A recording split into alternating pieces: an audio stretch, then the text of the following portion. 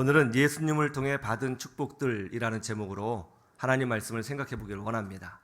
한번 따라해 보세요. 예수님을 통해 받은 축복들. 예수님을 통해 받은 축복들. 여러분 혹시 그거 아세요? 은행 어플리케이션에 보면 휴면 예금 찾기 기능이 있다는 거 혹시 아십니까? 휴면 예금 찾기. 은행에 돈을 넣어두었어요. 시간이 지났습니다. 은행에 돈을 넣어준 사실을 잊어버린 거예요. 그래서 그 예금 계좌가 휴면이 된 것이죠. 거기 돈이 있는데 본인은 모르는 것입니다. 그래서 이것을 찾아주는 기능이 생겼어요. 휴면 예금 찾기. 혹시나 해서 저도 찾아봤어요. 웬일이에요? 한 푼도 없어요. 현재까지 주인이 찾아가지 않은 휴면 예금이 얼마나 될까? 여러분 놀라지 마세요. 약 1조 원이 넘는다고 합니다. 많은 사람이 잠자고 있는 돈을 찾아내지 못하고 있는 것이죠. 1조 원이면 정말 엄청난 일을 할 수 있을 것 같습니다. 그렇지 않나요? 그러나 자신에게 1조 원이 있어도 그것이 있는지조차도 인식하지 못한다면 아무런 능력을 행할 수가 없게 되는 것이죠. 사도행전 3장에 보면 베드로와 요한이 성전 미문에 앉아 구걸하는 안진뱅이를 치유해 주었습니다. 이때 베드로가 뭐라고 선포했죠? 이렇게 선포했죠? 은과 금은 내게 없으나 내게 있는 것으로 내게 주노니 곧 나사렛 예수 그리스도의 이름으로 일어나 걸어라 했단 말이에요. 내게 있는 것을 너에게 주노니, 이게 중요해요. 내게 있는 것을 너에게 주노니. 무슨 말이죠? 베드로는 예수님을 통해서 자신이 받은 것이 무엇이고 지금 소유하고 있는 영적인 능력이 무엇인지를 알고 있었다는 것입니다. 내게 있는 것을 내게 주노니. 자기가 가지고 있는 것이 무엇인지 알고 있었으니까 그것을 활용해서 병든 자를 치유할 수 있었다는 것이죠. 오늘날 많은 그리스도인이 자신이 받은 축복이 무엇인지, 자신이 지금 소유하고 있는 예수 그리스도 안에서의 능력이 무엇인지를 모르고 살고 있습니다. 그것도 모르고 그냥 교회 다니는 거예요. 내가 지금 가지고 있는 것이 뭔가, 내가 지금 예수 그리스도 안에서 소유하고 있는 것이 무엇인가를 인식하지 못하고 있어요. 그래서 예수를 믿는다고 하면서도 무기력합니다. 교회 다니는 것 빼고는 세상 사람들과 특별한 차이를 느끼지 못하고 사는 것이죠. 그래서 고난이 오면 금방 흔들리고 고난이 오면 금방 혼란스러워하는 것입니다. 어떤 사람은 예수 믿는 것을 실제적이고 강력한 영적인 능력이라는 사실을 전혀 인식하지 못한 채 그저 종교 생활이겠거니라고 생각하고 교회 다니는 사람도 있습니다. 이런 신앙생활에 내가 무엇을 소유하고 있는지도 모르고 신앙생활을 하나의 종교이겠거니 하라고 생각하고 교회를 다니는 것, 이런 신앙생활에 실제적인 성령 하나님의 능력이 나타나겠습니까? 내가 받은 축복이 무엇이냐, 그리고 지금 내가 소유하고 있는 능력이 무엇이냐, 이거 알고 있어야 하지 않겠습니까? 영적인 휴면 계좌를 가지고 신앙생활하고 있는 사람들이 얼마나 많은지 몰라요. 내가 지금 무엇을 가지고 있느냐, 이것을 알 때에 흔들림 없는 그리스도인으로서 영적 능력을 누리고 살아갈 수 있게 되는 것입니다. 그러면 우리가 예수 그리스도를 나의 구주로 영접했을 때에, 여러분 예수님 믿으시죠? 도대체 우리가 소유하고 있는 것은 무엇입니까? 예수님을 통해서 우리가 받은 축복들은 무엇인가요? 오늘 말씀을 통해서 생각해 보기를 원합니다. 첫 번째, 오늘 말씀해 보니까 가난한 자에게 복음을 이해해요. 한번 따라해 보세요. 가난한 자에게 복음을. 예수님께서 고향에 가셨죠. 회당에 들어가셨습니다. 그리고 예수님께서 이 땅에 오신 목적을 선포하셨어요. 예수님께서 이 땅에 오신 목적, 그 본문이 오늘 18절 19절 말씀이에요. 한번 볼까요? 18절 19절 같이 보죠. 시작. 주의 성령이 내게 임하셨으니 이는 가난한 자에게 복음을 전하게 하시려고 내게 기름을 부으시고 나를 보내사 포로된 자에게 자유를, 눈먼 자에게 다시 보게 함을 전파하며 눌린 자를 자유롭게 하고 주의 은혜를 전파하게 하려 하심이라 하였더라. 아멘. 이 말씀은 원래 이사야서 61장 1절에 기록된 말씀입니다. 이사야서 61장 1절 말씀의 배경은 장차 오실 유일한 메시아에 관한 소식을 기록한 말씀이에요. 그리고 이스라엘 백성의 구원과 회복을 기록하기 위하여 기록된 말씀인 것입니다. 그런데 예수님께서 이 말씀을 그대로 인용하셔서 예수님께서 이 땅에 오신 목적을 선포하셨어요. 예수님께서 이 땅에 오신 목적이 뭐라고 예수님께서 말씀하셨어요? 첫 번째로 가난한 자에게 뭐를? 복음을 전하시려고 오셨다는 것입니다. 여러분, 가난한 자가 누구죠? 가난한 자, 물질적으로 가난한 사람을 말하는 것일까요? 아니면 영적으로 가난한 사람을 말하는 것일까요? 신학자들은 둘 다라고 말합니다. 그러면 성경에서 말하는 가난한 사람은 누굴까요? 성경은 가난한 사람이 어떤 사람이라고 말씀하고 있을까요? 신명기 24장 19절에 보면 나옵니다. 한번 찾아보세요. 신명기 24장 19절.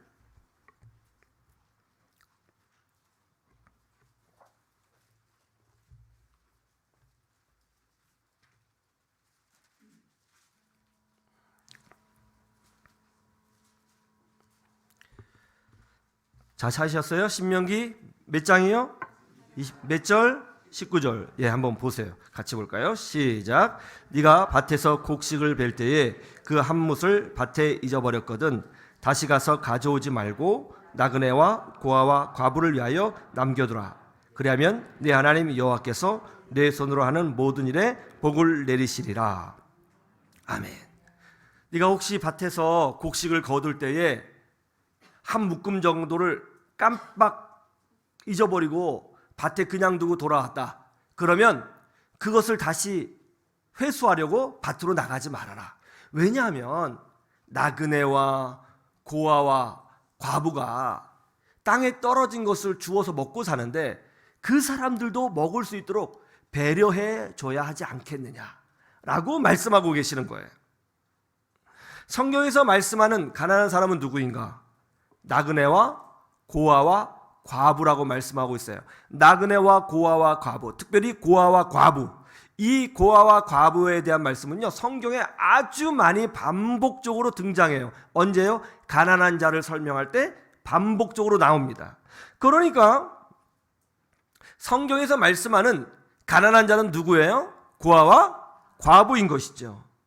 그러면 왜 고아와 과부가 가난하죠? 고아와 과부 중에서도 부자가 있을 수 있잖아요. 그렇지 않습니까?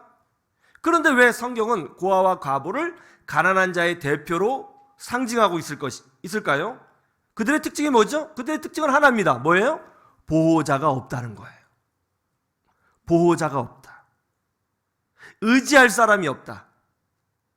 눈물을 흘려도 그 눈물을 받아줄 사람이 없다. 보호자가 없다. 그게 바로 고아와 과부의 특징이죠.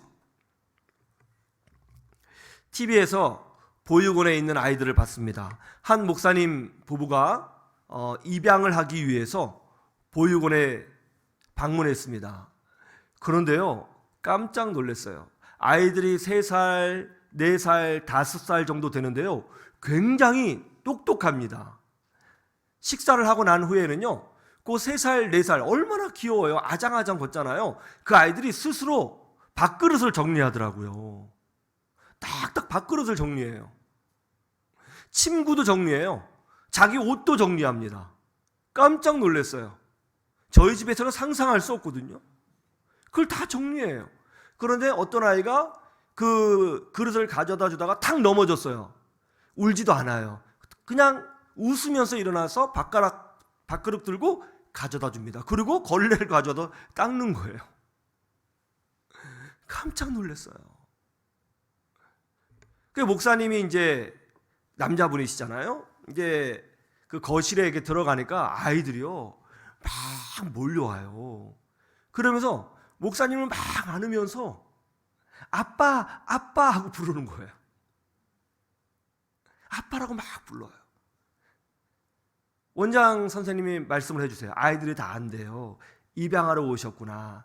자기 데려가라고. 이쁘게 보이려고 그렇게 하는 거라고. 그러니까 목사님이 막 우시더라고요. 보호자가 없다는 것, 여러분 이것처럼 서러운 것 없습니다. 이것처럼 가난한 것 없어요.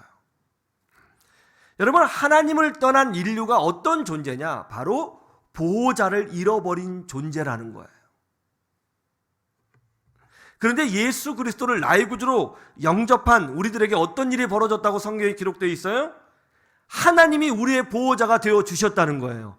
어느 정도로요? 이렇게요. 우리 주님이 말씀해 주셨어요. 하늘에 계신 우리 아버지요. 뭐라고요? 하늘에 계신 우리 아버지라고 알려주셨습니다. 예수를 믿는 자, 예수 그리스도를 모든 시대의 유일한 구세주로 받고 있는 자들이 누리는 놀라운 축복이 뭐냐? 하나님을 아버지로 부를 수 있게 되었고 보호자가 있게 되었다는 거예요. 여러분은 보호자가 있는 인생이라는 것을 믿으시기를 주님의 이름으로 축원합니다.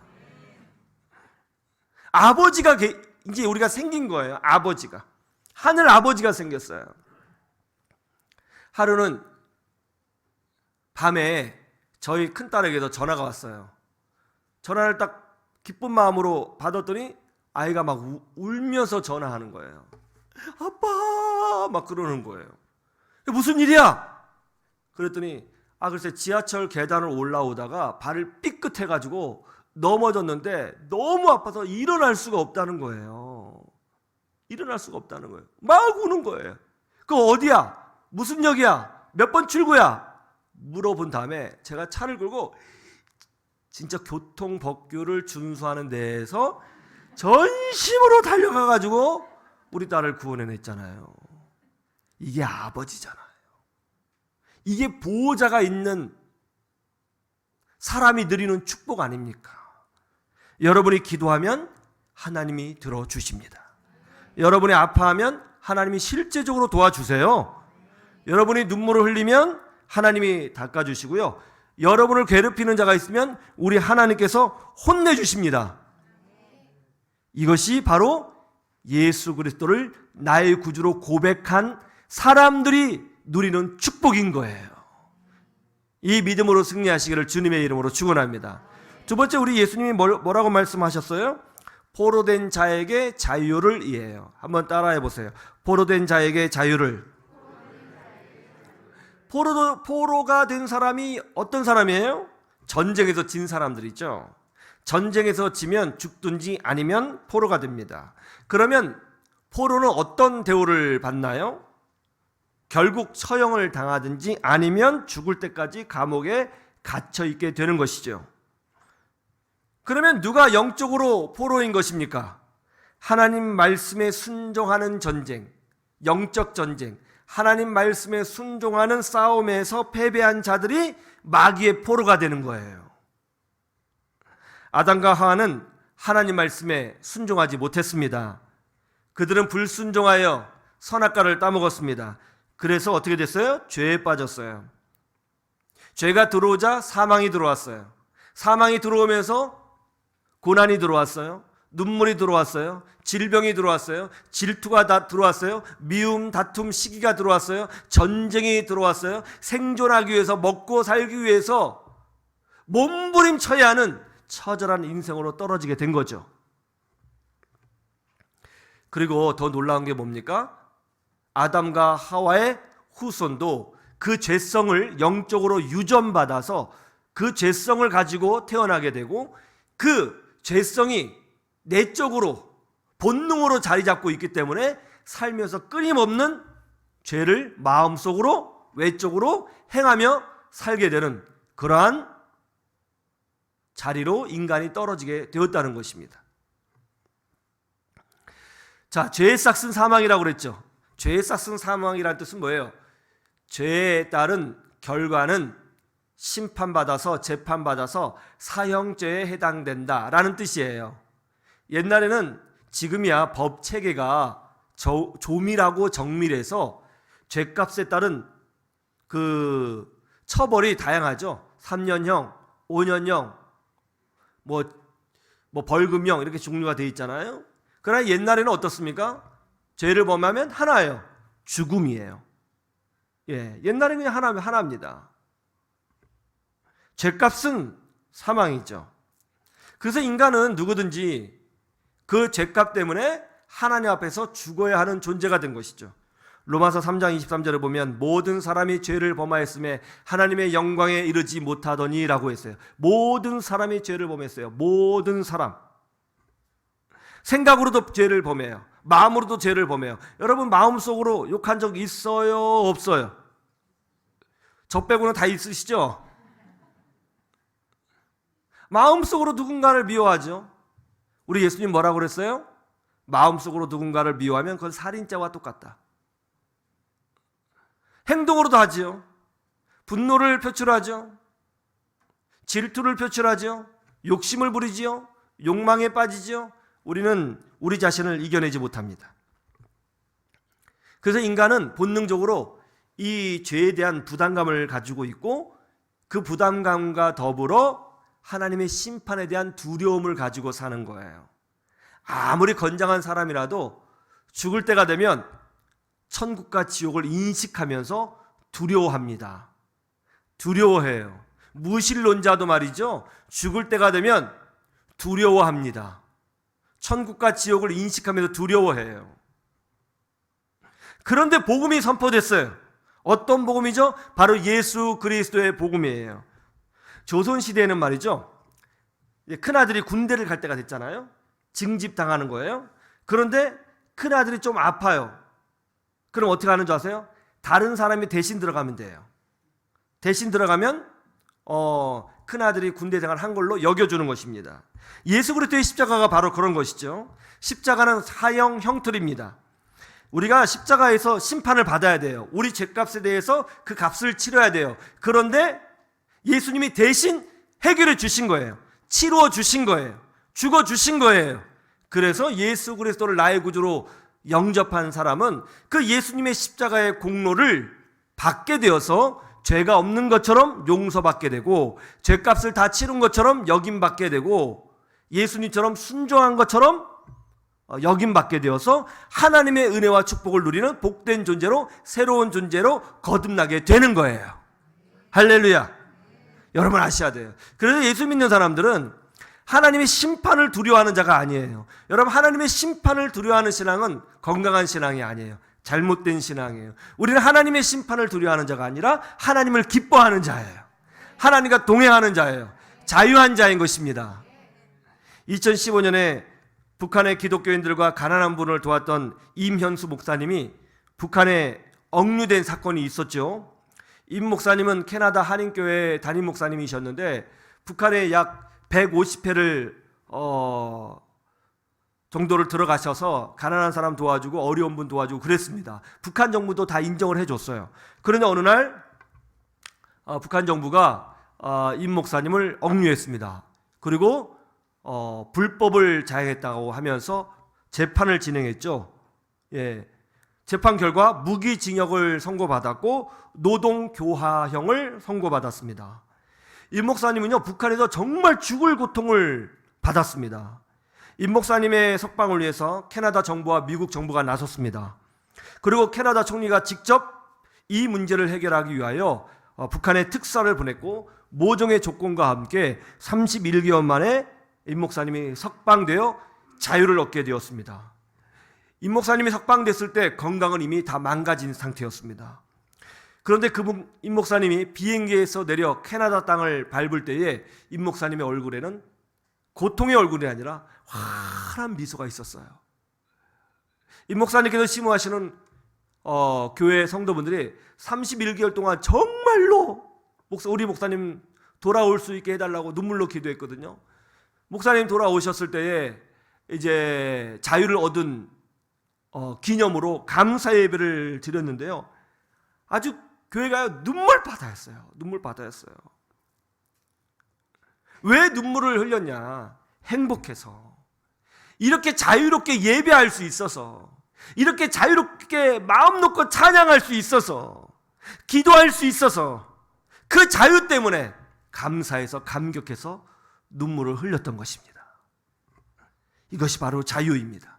예수님을 영접한 자는 하나님의 심판을 두려워하는 자가 아니라 오히려 하나님의 사랑과 은혜를 찬미하며 하나님과 동행하며 자유롭게 주의 은혜를 누리는 복된 자로 거듭나게 되는 것입니다. 이런 자유를 소유하고 있다는 것 믿으시기를 주의 이름으로 축원합니다. 세 번째, 눈먼 자에게 다시 보게 함이에요. 한번 따라해 보세요. 눈먼 자에게 다시 보게 함을. 여러분, 예수님께서는 이 땅에 계실 때 맹인들을 많이 치료해 주셨죠. 마태복음 9장 29절에 30절에 보면 이런 말씀이 있어요. 이에 예수께서 그들의 눈을 만지시며 이르시되 너희 믿음대로 되라 하시니 그들의 눈이 밝아진지라.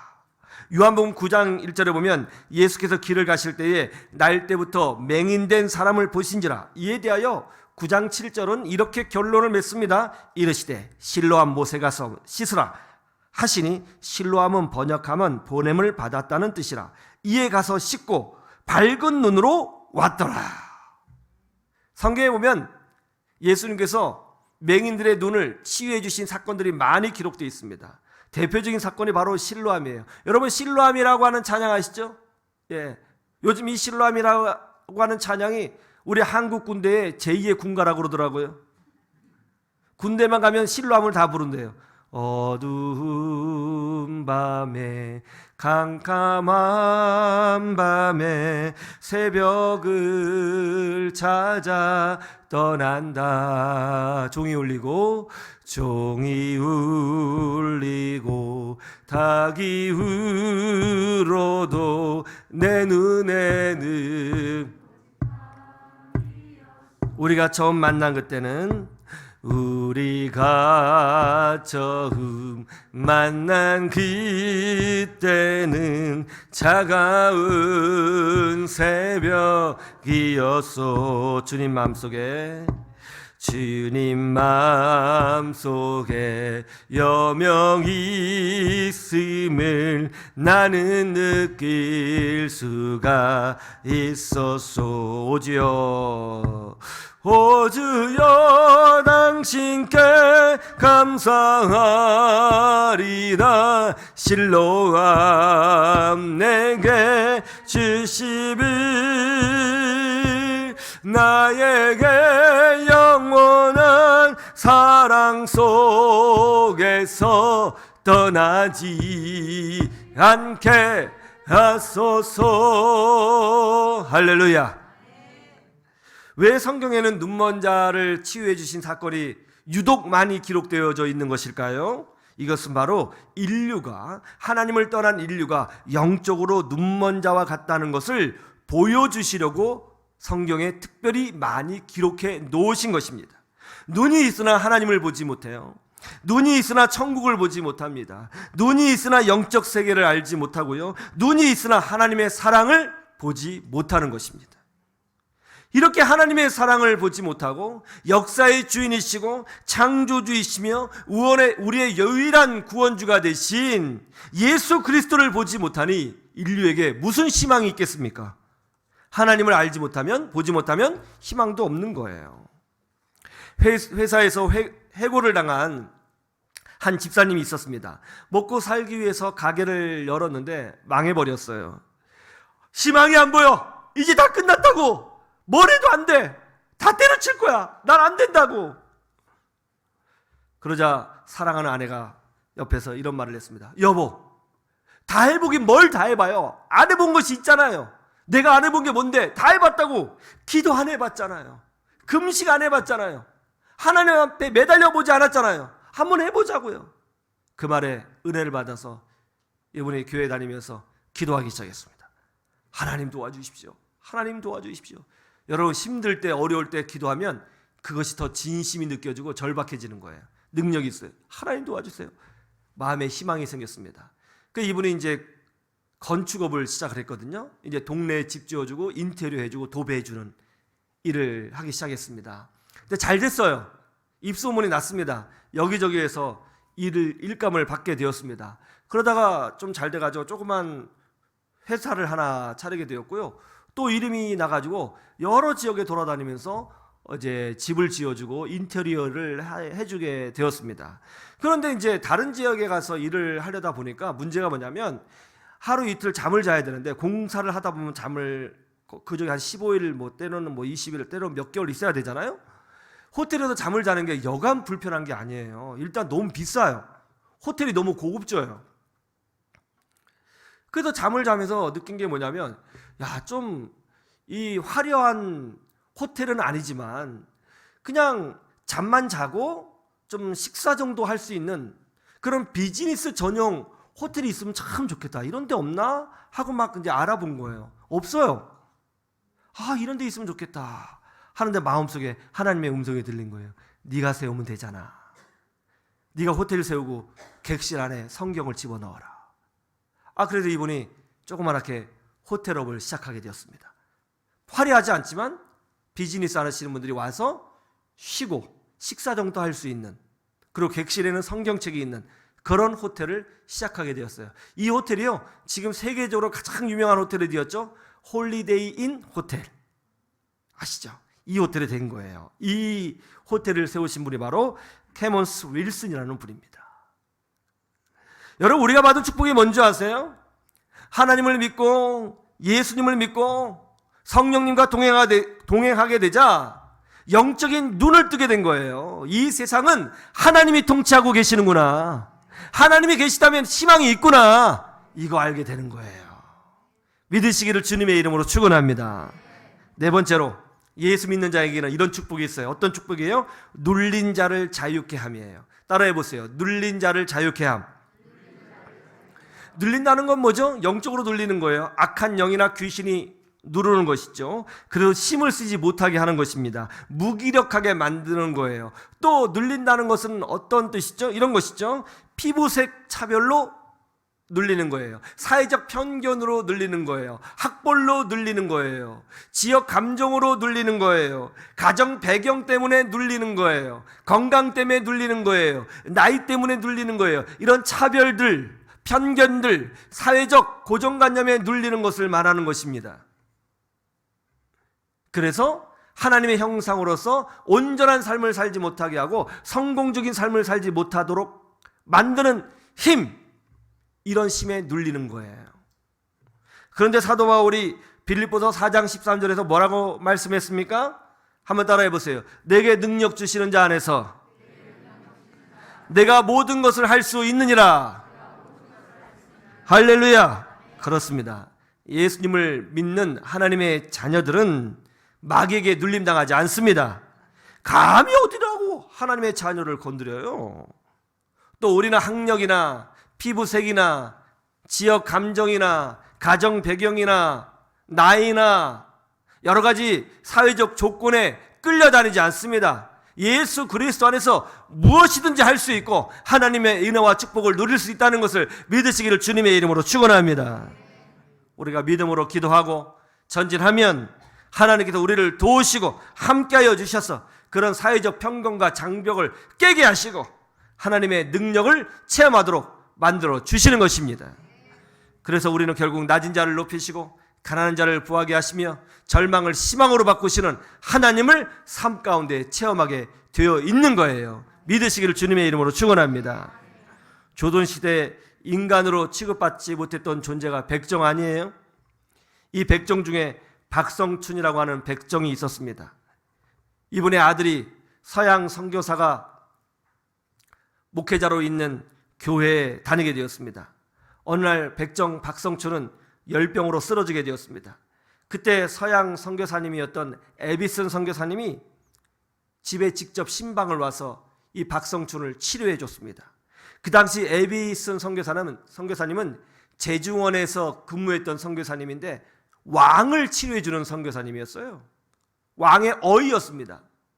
왕을 치료해주는 분이 나 같은 백정을 치료해 주셨다? 이 사건에 감동을 받은 박성춘이 감동을 받아 교회 다니기 시작했습니다. 그런데 백정이 교회에 오니까 양반들이 들고 일어났습니다. 아니, 어떻게 백정하고 같이 예배를 드려? 양반들이 다 나가버렸어요. 그 모습을 본 박성춘이 너무너무 미안해서 전도를 열심히 했습니다. 그래서 그 지역에 있는 모든 백정을 다 데리고 왔습니다. 그 전도하는 과정에서 나를 위하여 십자가를 지신 예수님을 인격적으로 만났어요. 성령 체험했어요. 할렐루야. 하나님은 그 백정을 교회 장로로 만들어 주셨습니다. 하나님은 그 박성춘을 만민 공동회에서 나라와 민족을 위하여 연설하는 민족의 지도자로 바꾸어 주셨습니다. 하나님은 그의 아들을 세브란스 의과대학에 보내셔서 대한민국 최초로 서양 의사 1호가 되는 영광을 보여주셨습니다. 지금도 연세대학교 옆에 있는 세브란스 병원에 가면 박성춘 장로님의 아들인 박서양의 동상이 있어요. 대한민국 1호 의사입니다. 더 놀라운 것은 하나님은 인간 취급도 받지 못했던 그분을 1천만 기독교인들에게 가장 존경받는 영적 리더로 세워주신 것입니다. 어떻게 이런 축복이 일어났어요? 어떻게 이런 변화가 일어났어요? 어떻게 이런 차별과 편견을 뛰어넘을 수 있었어요? 바로 예수 그리스도의 복음 때문에 이렇게 된 거예요. 여러분, 이런 복음의 은혜가 박성춘 장로님에게만 일어났습니까?